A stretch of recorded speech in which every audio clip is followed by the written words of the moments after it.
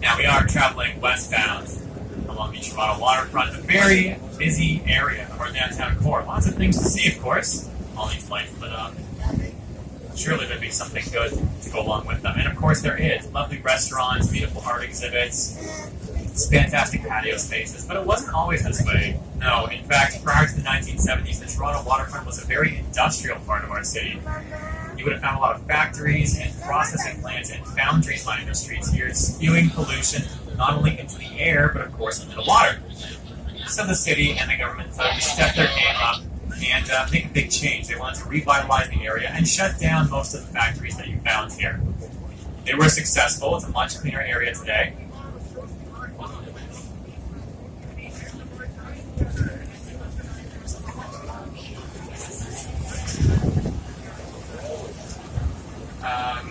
As I was saying, we were successful in shutting down most of the factories here. We still have some interesting things here to point out that are left over from that industrial era. Like here on our right, you might see this big open-air amphitheater stage. That is the Harbourfront Centre stage. It's attached to the Harbourfront Centre, which used to be an old auto and truck repair depot, but it's quite different today. We have a lot of live performances taking place by Canadian artists and international artists alike. In addition to that, you can see this big screen there showing a movie. Not sure what movie that is right now. It looks like Tom Hanks. Well, no, it's not. Anyway, they do have free movie nights here on most nights, usually on busier weekends, or every Wednesday night as well. Large projector screen there playing an old movie. Gigantic speakers to make sure the noise of the city doesn't drown out the soundtrack of the film. It's a great thing to check out. You can also see this very interesting bridge here lit up behind those boats. That is an Amsterdam Canal-style bridge. Quite a strange sight for the city of Toronto. Not too many bridges like that here. It actually was a gift to our city from the Dutch royal family as a thank you for Canada harboring them during their exile in World War II. When the war ended, they returned home safely to the Netherlands, stripped that bridge down, and sent it over here to Toronto, where we proudly displayed it because Toronto is sister cities with Amsterdam. We have strong political ties, we promote tourism within each other's cities. And there also is a Toronto bridge you'll find over there. We didn't send them a bridge, they just named one after us. It's still a very nice gesture. Now this bridge does lead right to the Amsterdam Brewhouse. That was not a gift from the Dutch royal family, as cool as that would be to say, but still a really great place to go and check out. They've got great patio space there. You can see it all lit up for the nights of the evening. Great food and a wide variety of drinks to choose from as well. About 22 different kinds of beer on tap. They actually do rotate 4 different kinds in each season, so there's always something new to try. And it is the second largest pub in North America. On a busy day, you have anywhere between 100 to 200 staff members working there, providing excellent service. It also has its own microbrewery. You can go and see how the beer is made. Amsterdam actually is a local craft brewery in our own province of Ontario here.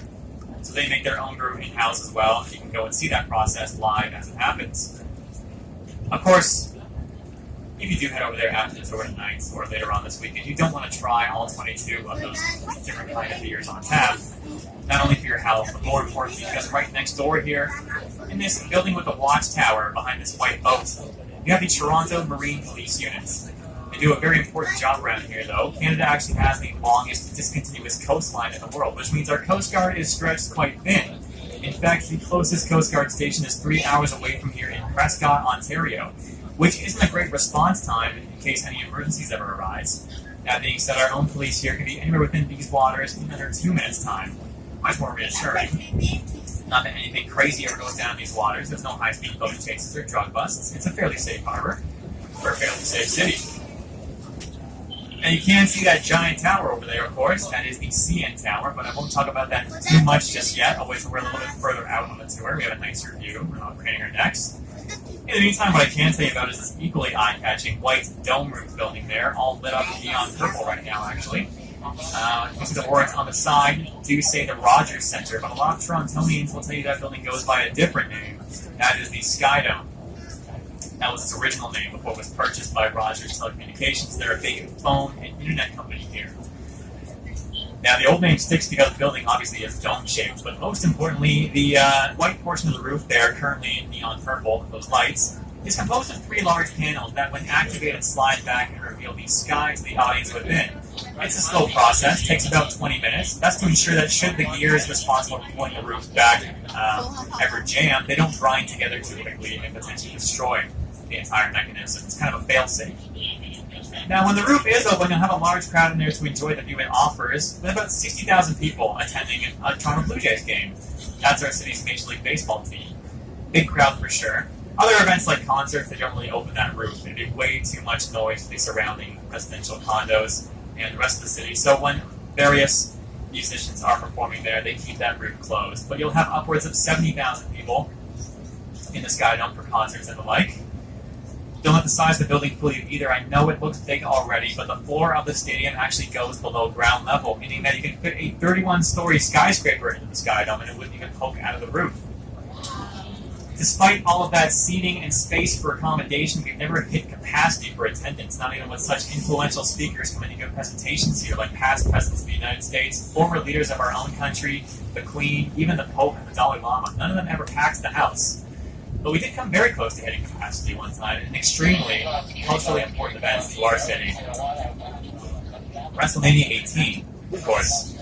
We had 68,000 people come out to see Dwayne "The Rock" Johnson versus Hulk Hogan. All of Toronto smelled what The Rock was cooking that night.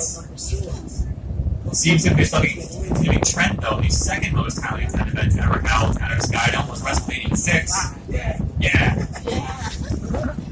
But here, somebody's happy about that. Usually